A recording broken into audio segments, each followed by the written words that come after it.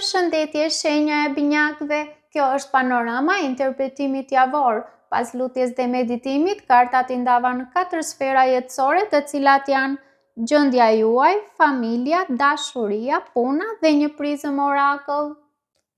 Kjo javë ngjan me një proces shndrrimi të butë, ku ndjenjat, zgjedhjet dhe komunikimi përshkohen nga fryma e dashurisë që prizëm orakëll e ka theksuar me kartën Love. Zoti ju flet përmes një përzierjeje emocionesh, disa pjesë po përfundojnë, të tjera po lindin me dritë të re. Kjo është një javë për të kuptuar ciklin e dhimbjes dhe gëzimit, e për të parë se si dashuria në kuptimin më të gjerë është mësuesja juaj kryesore. Në gjendjen personale, 10 kupat tregon një pikë ku ndoshta jeni falenderues për disa lidhje ose arritje që ju japin paqe. Megjithatë, 5 kupat përkujton një ndjenjë humbjeje që ende ju prek. Është sikur të jeni mes 2 realitetesh, ajo që po shuhet dhe një tjetër që kërkon vendin e tij ose të saj. 2 monedhat ju vendos në rolin e balancuesit. Ju duhet të menaxhoni disa aspekte të jetës njëherësh, ndoshta puna dhe ndjenjat, detyrimi dhe dëshira, por asi i monedhave premton diçka premtuese që shpërthen në horizont. Mund të jetë një mundësi e re, një fillim që sjell stabilitet dhe siguri materiale apo emocionale. Nga ana intuitive, unë do të shtoja se mesazhi për ju është të mos harroni të shihni bekimet që ende qëndrojnë mbi ju, ndërsa i falni ato që keni humbur. Harrojini. Kjo është javë për të ngritur ngadalë me qetësi mbi plagë të vjetra, duke rikujtuar se çdo fund ka një bekim të fshehtë. Kalojmë tek familja ku me 8 monedhat, mbretin e monedhave, 4 shkopinjt dhe të dashuruarit, krijojmë një kombinim shumë të qëndrueshëm e të ngrohtë. Këto karta tregojnë se ju jeni në proces të ndërtimit të diçkaje solide brenda realitetit familjar, qoftë një përmirësim i kushteve, i komunikimit apo i mirëqenies së përbashkët. 8 monedhat ju përshkruan si një person që po investon kohë dhe përkushtim në detaje. Ndoshta po përpiqeni të gjeni mënyra për të afruar njerëzit mes punës dhe përgjegjësive. Mbreti i monedhave përfaqëson stabilitetin, një figurë mbështetëse që mund të jetë rreth jush ose një energji sigurie që ndihmon strukturën familjare, që mund të jeni ju vetë ose dikush në familje pra. 4 shkopinj sinjalizojnë festë, bashkim dhe ndjenjën e gëzimit që vjen nga përkatësia. Në fund, të dashuruarit tregojnë një vendim të rëndësishëm që lidhet me afërsinë dhe zgjedhjen shpirtërore të njerëzve që doni. Pra energjia është e butë dhe e pjekur. Ju po kuptoni se dashuria nuk është vetëm ndjenjë, por edhe qëndresë ndaj fatit përmes përkushtimit. Kalojmë te dashuria. Këtu ritmet janë më të ngadalta, por thellësisht shëruese.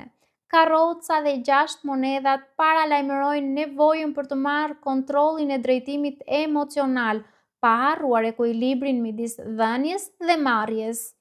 9 shkopinjt tregon se ju ndoshta jeni pak të lodhur, ndoshta nga përpjekje të vazhdueshme ose nga dilema që kërkojnë durim, por ju jeni ende në këmbë dhe kjo është forca juaj. 6 shpatat sjell lëvizje, një udhëtim emocional, kalim prej ujrave të trazuara në territore më të qeta. Kjo nuk do të thotë fund, por shërim përmes distancës, reflektimit dhe vendosjes së kufive të shëndetshëm.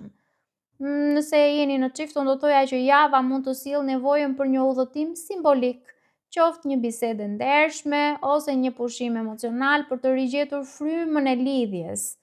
Ndërsa nëse jeni vetëm, unë do të thoja që mund të ndjeni se zemra juaj po pastrohet për të pritur diçka më të denjë për natyrën tuaj të ndjeshme dhe të mençur. Kalojmë tek puna. Energjia e punës është ajo e ringjalljes pas stuhisë. 10 shpatat tregon një cikël që ka përfunduar, diçka që ka qenë tepër e lodhshme apo një fazë që ju ka çuar në kufijtë e durimit. Me njeriun e varur, unë do të thoja që Zoti kërkon durim dhe kënd vështrim të ri. Ju mund të duhet të pauzoni për të parë situatën nga një kënd tjetër, pra për të mos reaguar menjëherë, por për të reflektuar në fillim. Gjykimi është karta e rikthimit dhe rigjallërimit shpirtëror. Ajo vjen si thirrje për tu rilindur me njohuri më të thella. Do të ndjeni se një zë i brendshëm po ju shtyn të hapni sytë ndaj një mundësie që ndoshta nuk e keni parë më parë. Tetë shkopint e mbyll këtë sekuencë me energji të shpejtë, lajme, komunikime apo lëvizje që sjellin ritëm të ri.